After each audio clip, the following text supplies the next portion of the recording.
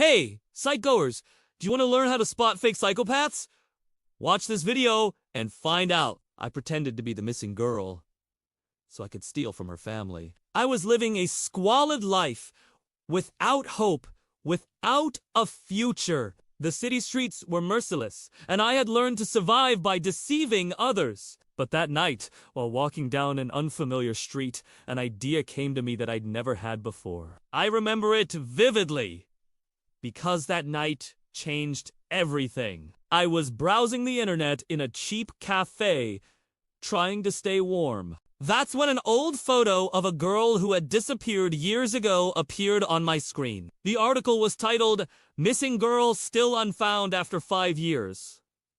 I read the lines. Her innocent smile, her long hair, and the innocence of a child looking back at the camera. As I stared at her features, something stirred within me. I have to admit it. I knew nothing about her, but I felt an uncanny connection. As if fate was whispering to me, "Here's your chance. Use it wisely." And then I made a decision that would change everything. The thought took root in my mind and grew rapidly. I searched the web, devoured every piece of information I could find. Old newspapers, TV interviews, even threadbare forum comments.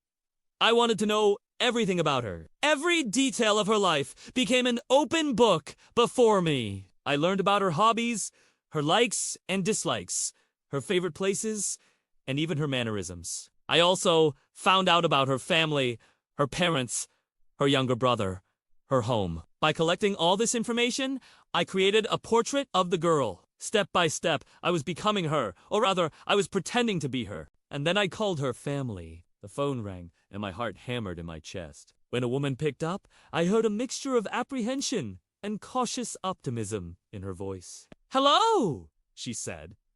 Taking a deep breath, I began to speak. My voice was trembling, as if I were recalling a distant memory. "Mama? It's me, ... I'm back," I said. There was a pause on the other end of the line.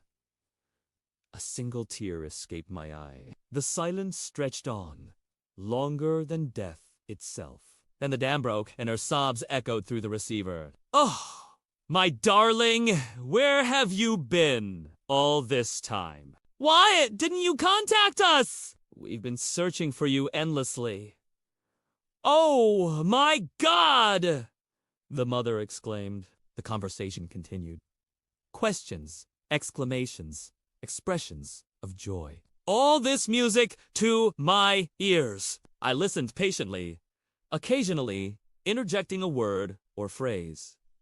The main thing was to keep up the charade. When our conversation ended, I hurried to hang up, afraid that my facade might crack. Back to home, the next day, they were waiting for me at the door. When they opened it, their eyes popped wide. A mother threw herself into my arms. The embrace was tight, almost painful. Her kisses fell onto my hair.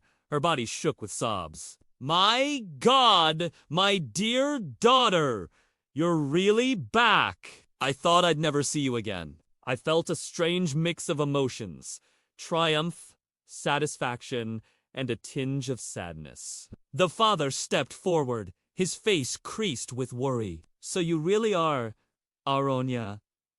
We thought we'd lost you forever." He checked my face, my hair, trying to make sure I was real.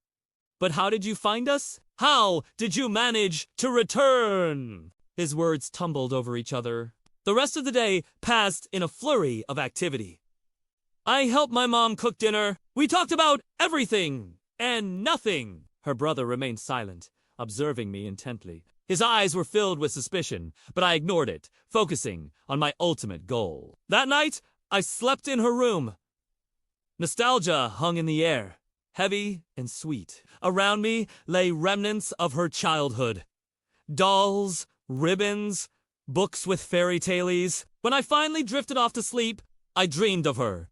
The girl who had once lived here, wondering where she was, who she had become. I couldn't tell if she missed this house, these walls, this family. But one thing was clear: her absence was a gaping wound in their lives. The following days were filled with excitement and anticipation. Her parents showered me with affection, gifts, compliments. They worried about everything and arranged for me to take it easy. Anya, honey, you must be tired after such a long absence. Rest, recover. We'll talk later. But I had no intention of resting.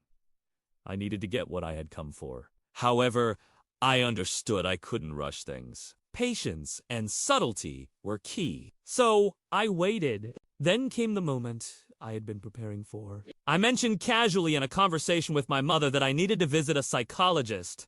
She immediately agreed. Of course, my dear! You've been through so much.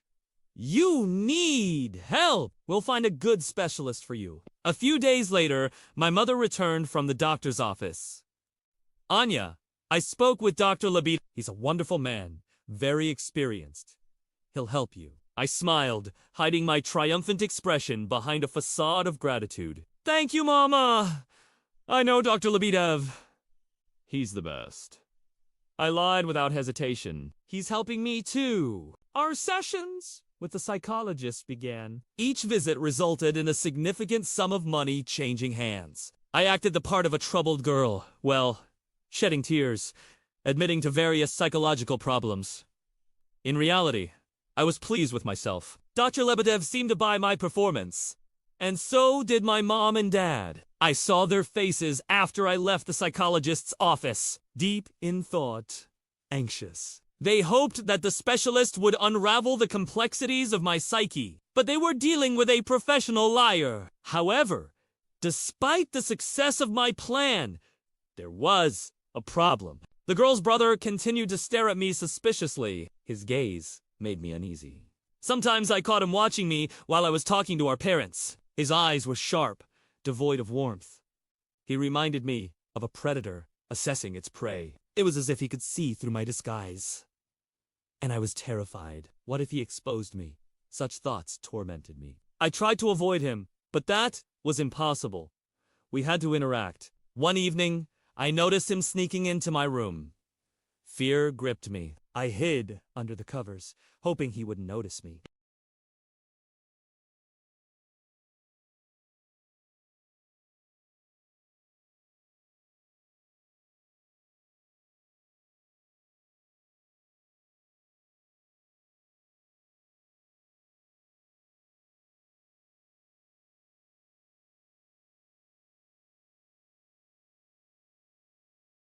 No!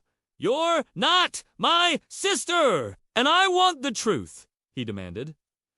At that moment, I realized I had two options. Either confess everything or drive him away. But how could I convince him that I was his sister? I decided to play along. Why do you insist that I'm not your sister? Are you crazy? I know you're not her. You smell different. You look different. And you speak differently. I laughed nervously, unsure how to respond. How can you say that? I am your sister. You are not my sister. And I will find out who you are, he threatened. And with that, he stormed out of the room. Throughout those days, nightmares plagued my sleep. Every time I closed my eyes, I saw her, the girl whose life I stole. Her face drew closer.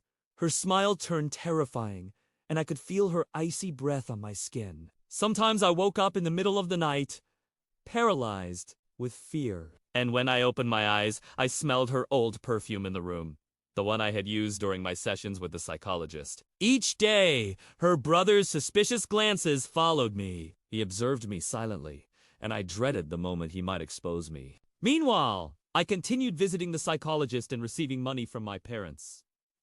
Their faith in me was unwavering, but I started having doubts.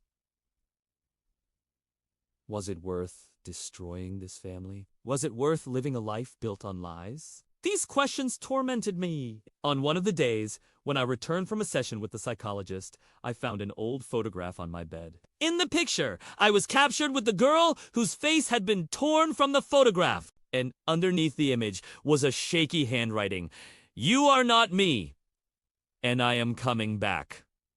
Terror gripped me. The darkness around me seemed to intensify. Who had sent me this message, and why? Was it the girl I was impersonating? Had she come back to claim her life? Or was someone else watching me?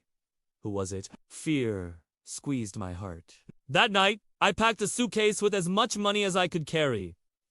I couldn't bear the fear anymore. I had to leave. I slipped out of the house quietly, taking with me the girl's brother's words. "You are not my sister, and I will find out who you are." These words echoed in my ears. Did he suspect everything? Did he know who I really was? Today, I live under a false identity, constantly looking over my shoulder, expecting danger to pounce from any corner. I'll never forget the terror in the girl's brother's eyes. Maybe he really knows more than he lets on. Maybe he's looking for me, seeking answers. Or maybe he's just a figment of my imagination, a manifestation of my guilt. But one thing is certain, I'll never find peace. I'll always hear a laughter echoing in my nightmares, a reminder that I'll never escape the darkness I embraced. Have you ever encountered a situation where you had to assume someone else's identity? Share your stories in the comments. If you enjoyed the story, please hit the like button and share it with your friends. Thanks for watching. See you soon!